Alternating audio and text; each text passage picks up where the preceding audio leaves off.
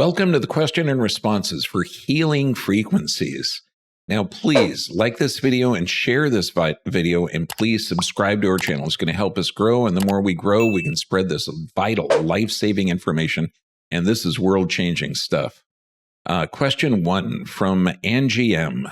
I love it. I have Spooky 2. I never thought I'd see it on Dr. B's channel. It's so cool. Are you bringing it to Tijuana? Yes, I am. I can't wait to return. You can do so much with these things. It's really cool. It's an adjuvant, an additive to any kind of therapy. Let's look at question 2 from Filthy B. Robinson. I love the name. Wouldn't you be removing himself from doing Wi-Fi work, be healing in itself? Absolutely. When you're looking at toxic frequencies, and this is going to be Wi-Fi radiation, particularly those Bluetooth things, are incredibly dangerous, but also smart meters, 5G is dangerous. There's a lot of things that can damage the system. And in particular, I mean, the electromagnetic fields, they can be toxic to the system. And if you have low mineral absorption, you're going to notice it more, but it is going to be toxic to everyone. So it's vital. This is not a one cure fix all Spooky 2. But it can be a facilitator, it can help. But by gosh, you've got to look at the environment that you're in, because 5G, Bluetooth technology, electromagnetic radiation, all of those things can have a negative effect on the body, and they are contributing factors to chronic disease. That's why you've got to look at the environment you're in. Question 3 from Notaris. What about Gothic churches and their acoustics? Isn't that part of the healing frequency? It absolutely is. Absolutely. A similar question from James Kelly. Is this like music frequencies? How do you know what frequency heals? I'm really interested in this. Really, they've been using sound frequencies for thousands of years. Look at not just the Gothic churches. I mean, there's an energy there too. And this is an unseen energy, but music is fantastic. It can resonate. When you look at Matsumoto's work, the messages from water, brilliant. Different frequencies put in water create different crystal formation. And since your body is 70% water, these frequencies can literally heal, because they do generate, they put a calming effect. So the parasympathetic nervous system is going to start to be activated, and that parasympathetic is resting, digesting, and repairing. This is why prayer, meditation, this is why all of those, Gregorian chants. Oh my gosh, I will listen to Gregorian chants, and I tell people, yeah, it's contemporary music. It's built in the last 1,000 years. But phenomenal. Look at the meditative mantras that the monks do. Om. Okay, that literally has a resonant frequency with the body. But you're absolutely right. There's so many acoustic frequencies that are fantastic and healing. How do you know what frequency? It's really going to depend on your body, what resonates with you, and also what you're dealing with, because there's physical, chemical, emotional stressors. So, and this is why I tell people, you can't generalize that one frequency is good for everyone. Find out what works for you, what resonates with your soul. Question 4 from Elizabeth Henderson. Can you run this for the environment to get rid of pollution, clean the water, the air, the soil? There's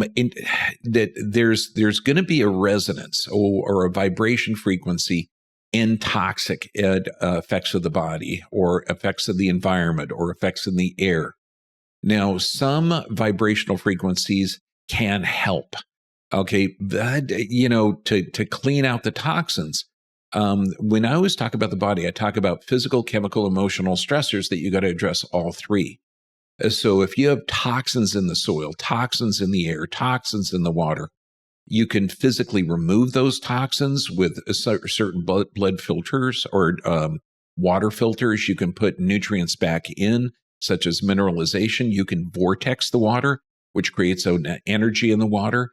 And so you have to look at the individual. You can't just take something toxic, whether it's the air, the water, the soil, and blast a frequency and expect that frequency to heal that. So there's literally, you've got to look at each individual. There's not one size fits all, but you've got to be aware that there are toxins in the soil, in the air, in the water. And once you've identified those, then you can clean that up. Question 5 from Ali Vidara Massimi. Hello, Dr. Bergman. Do you think it'll work for Parkinson's? It can help as an adjunct for Parkinson's. But when you look at Parkinson's, you've got to go back to the 3 stressors: physical, chemical, emotional. And I check brains on every patient. And particularly when you look at that brain and you look at it with someone with Parkinson's, someone without Parkinson's, that brain produces or consumes 30% of the body's calories. So your intake is hugely important, but it burns 90% of the body's oxygen by creating its own food called cerebral spinal fluid.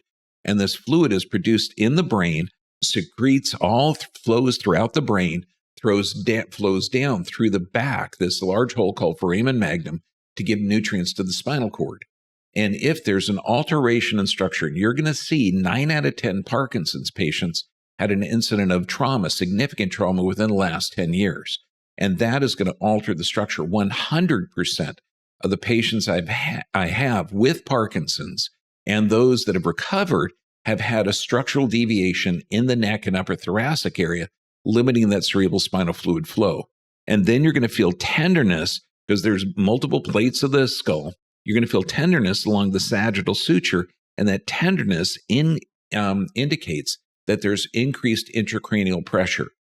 So, and you can feel this pressure there. You can get the curve back in the neck, and you can feel that tenderness go away because the cover in the brain, actually the meninges, invaginate up through those sutures.